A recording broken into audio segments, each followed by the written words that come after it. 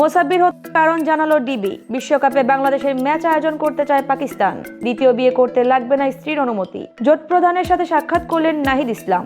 ব্রাহ্মণবাড়িয়ায় ছাত্র দলে যোগ দিলেন শতাধিক জুলাই যোদ্ধা।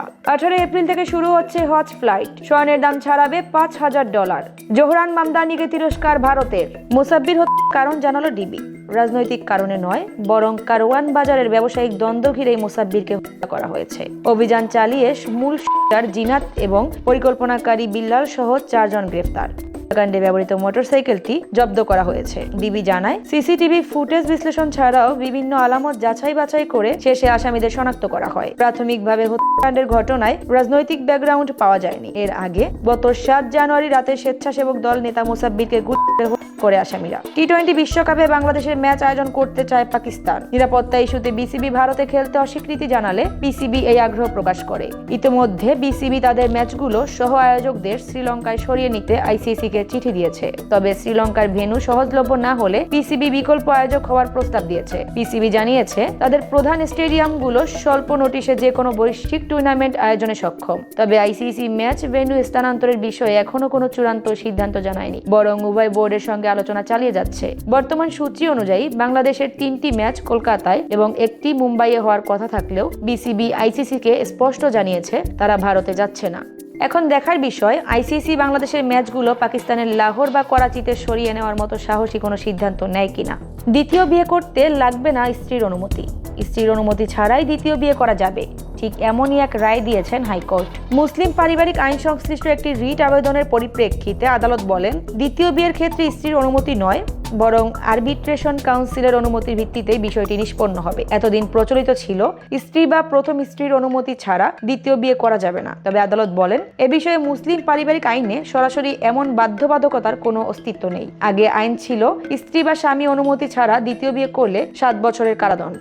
জোট প্রধানের সাথে সাক্ষাৎ করলেন এনসিপি নেতা নাহিদ ইসলাম। বৈঠকে দুই নেতা দেশের বর্তমান রাজনৈতিক পরিস্থিতি, নির্বাচনের প্রস্তুতি এবং নির্বাচনী জোটের কৌশল নিয়ে বিস্তারিত আলোচনা করেন। বৈঠকে গণঅভ্যুত্থানের চেতনা সমুন্নত রাখা এবং একটি অবাধ ও নিরপেক্ষ নির্বাচন নিশ্চিত করার লক্ষ্যে পারস্পরিক সহযোগিতার উপর গুরুত্ব আরোপ করা হয়েছে। পাশাপাশি নাহিদ ইসলাম একটি ইনসাফপূর্ণ রাষ্ট্র গঠনে তরুণ প্রজন্মের আকাঙ্ক্ষা বাস্তবায়নের জোটের কার্যক্রম জোরদার করার বিষয়ে তার অবস্থান ব্যক্ত করেছেন। ছাত্র দলে যোগ দিলেন জুলাই গণঅভ্যুত্থানে অংশ নেওয়া শতাধিক শিক্ষার্থী। ব্রাহ্মণবাড়িয়ায় জেলা ছাত্রদল আয়োজিত এক অনুষ্ঠানে তারা আনুষ্ঠানিকভাবে দলটিতে যোগ দেন। অনুষ্ঠানে প্রধান অতিথি প্রকৌশলী খালেদ হোসেন মাহবুব শ্যামল নতুনদের বরণ করে নিয়ে বলেন, জুলাই বিপ্লবের এই বীর সেনানীরা আগামীর বাংলাদেশ গঠনে ছাত্র দলের পতাকা তলে গুরুত্বপূর্ণ ভূমিকা রাখবে।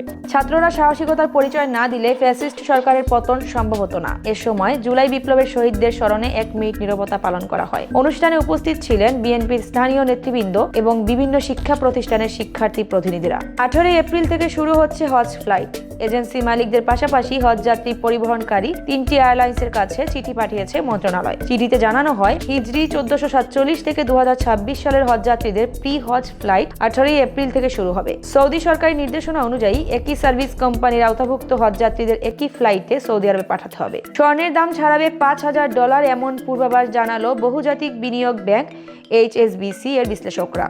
বলা হয়েছে, 2026 সালে স্বর্ণের দাম $5,050 থেকে $3,950 মধ্যে ওঠানামা করতে পারে এবং বছরের শেষে দাম দাঁড়াতে পারে প্রতি আউন্স $4,450। এই সময় স্বর্ণের বাজারে উচ্চমাত্রার অস্থিরতা বিরাজ করবে বলেও তারা মনে করেছেন। তবে বছরের দ্বিতীয়ার্ধে বড় ধরনের দরপতনের ঝুঁকিও রয়েছে বলে ব্যাংকটির সাম্প্রতিক এক নোটে উল্লেখ করা হয়েছে। জোহরান মামদানিকে তিরস্কার করল ভারত সরকার। তাদের পররাষ্ট্র মন্ত্রণালয়ের বিবৃতিতে জানায়, কারাবন্দী অধিকার কর্মী উমর খালিদকে সংহতি জানিয়ে মামদানির চিঠি প্রধান বিচার বিভাগের স্বাধীনতার পরিপন্থী। মুখপাত্র রণধীর জয়সওয়াল বলেন, ব্যক্তিগত পক্ষপাতিত্ব প্রদর্শন কোনো দায়িত্বশীল পদের ব্যক্তির জন্য মানানসই নয়। মামদানিকে বিদেশের অভ্যন্তরীণ বিষয়ে মন্তব্য না করে বরং নিজের মেয়রের দায়িত্ব পালনে মনোনিবেশ করার পরামর্শ দিয়েছে দিল্লি। বিজেপি নেতা গৌরব ভাটিয়াও একে ভারতের সার্বভৌমত্বের ওপর আঘাত হিসেবে নিন্দা জানিয়েছেন। এর আগে নির্বাচনী প্রচারণার সময় মামদানি ভারতের প্রধানমন্ত্রী নরেন্দ্র মোদীকে যুদ্ধাপরাধী বলে মন্তব্য করেছিলেন, যা নিয়ে কূটনৈতিক মহলে ব্যাপক বিতর্ক সৃষ্টি হয়।